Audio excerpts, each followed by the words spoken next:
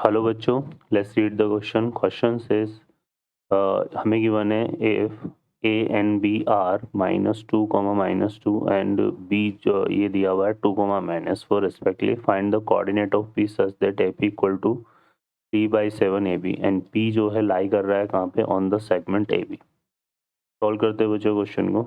इस क्वेश्चन के लिए जो की कॉन्सेप्ट है वो देख लेते हैं यहाँ पर। की कॉन्सेप्ट इसमें हम बात करेंगे, अगर कोई लाइन सेगमेंट हमें गिवन है जिसके एंड्स के कोऑर्डिनेट हमें गिवन है x1, y1 और b हमें गिवन है यहाँ पर x2, y2 और कोई पॉइंट है p जो इसको डिवाइड कर रहा है किस तरह से, m/n में। तो यहाँ से हम अगर निकालें हैं तो हमारे पास जो p के कोऑर्डिनेट डिफाइन होंगे वो किस तरह से डिफाइन होंगे, mx2 plus nx1 upon m+n, my2 plus ny1 upon m+n।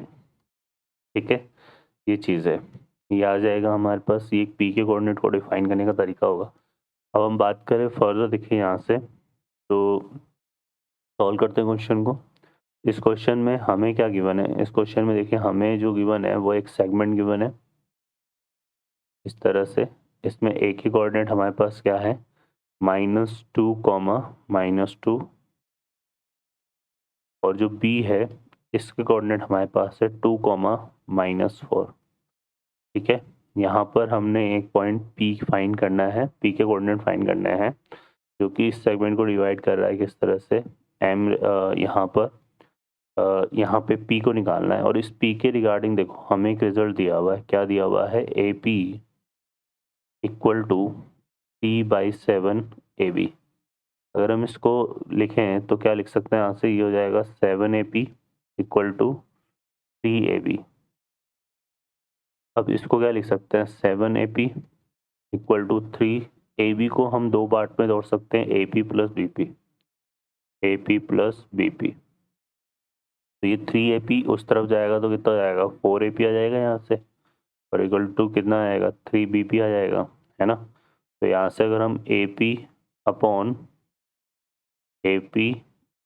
BP find out करें तो ये आ जाएगा हमारे पास कितना बच्चों, 3/4। ठीक है, ये आ जाएगा AP BP इस तरफ चला गया 3/4। तो ये रेशो हमारा क्या आ गया, 3/4 आ गया। ठीक है, अब 3/4 आ गया तो P के कोऑर्डिनेट निकाल लेते हैं यहाँ से। तो आएगा 3 × 2 4 × प्लस 4 × -2 अपॉन 3 + 4, 3 × -4 और 4 × प्लस 4 × -2 और अपॉन में कितना आएगा, 3 + 4।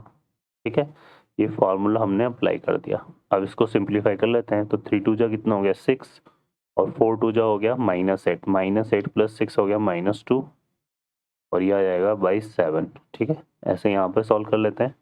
तो ये 3 4 जा कितना हो गया, 12, है ना, माइनस का 12 आएगा और ये माइनस का 8 आएगा, तो ये हो गया -20/7। ठीक है, तो ये हमारे पास कोऑर्डिनेट ऑफ पी आ रहे हैं। ओके बच्चों, तो इस तरह से प्रॉब्लम हमारी सॉल्व होगी। I hope you understand well. Best of luck, thank you.